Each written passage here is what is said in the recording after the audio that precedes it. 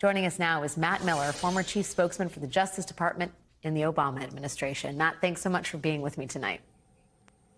Thanks for having me. So there's a lot to unpack here, but what stuck out to me, and I'm sure you got a sense of it in the beginning of this segment, is that the charges that he filed all actually ended up painting the FBI as a victim. Now, setting aside the fact that the defendants were acquitted on all these charges, this idea that the FBI was part of some conspiratorial web to undermine the Trump administration was not even something John Durham tried to prove in court.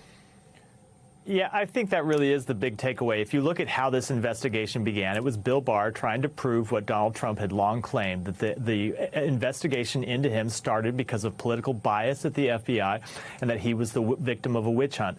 That was the reason this investigation was begun in the first place, despite the fact that the Department of Justice Inspector General had investigated these very claims and found there was no truth to them. But that's why John Durham was appointed, and he never even brought a charge to try and sustain that case, let alone be successful in court. As you, I think, very wisely point out, all of these charges were the FBI being lied to, not the FBI lying about Donald Trump. It was I think, from the beginning, an investigation that was stood up to pursue conspiracy theories. And you can pursue conspiracy theories in the right-wing media. You can make a lot of conspiracy theory allegations in public, but you have to prove them in court if you work at the Justice Department.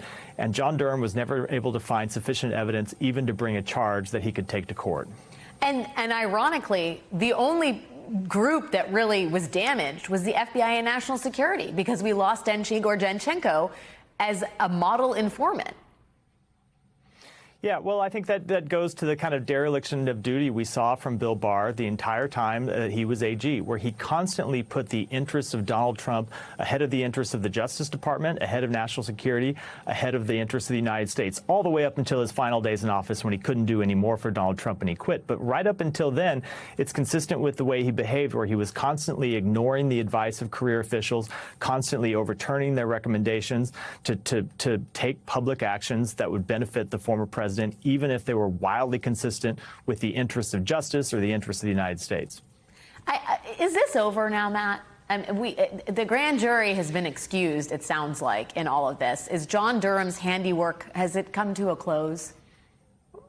Well, his cases are over. I think it's pretty clear he's not going to bring any more charges in this investigation. But one of the requirements for special counsels under the regulations is that they write a confidential report and submit it to the Attorney General. And the Attorney General then makes a decision whether to release that report to the public. I think Merrick Garland will be under a lot of pressure from Republicans to release that report. But I have to say, this circumstance is very different from the Mueller investigation, where obviously the Attorney General, Bill Barr, did release that report. And it's different because in that case, the subject of that investigation could not be charged. And so it was appropriate for the department to make its findings public so Congress could decide whether to impeach and convict the then sitting president. That's not the case here. So to release a report in this instance, given what we know about the way Durham has behaved, some of his inappropriate public statements during this investigation, the kind of poor judgments he's made in bringing these charges, to release a report publicly and let him have the final word, I think would really probably unfairly tarnish some people at the FBI that we know he holds ill will to based on some of the things he said in this most recent trial.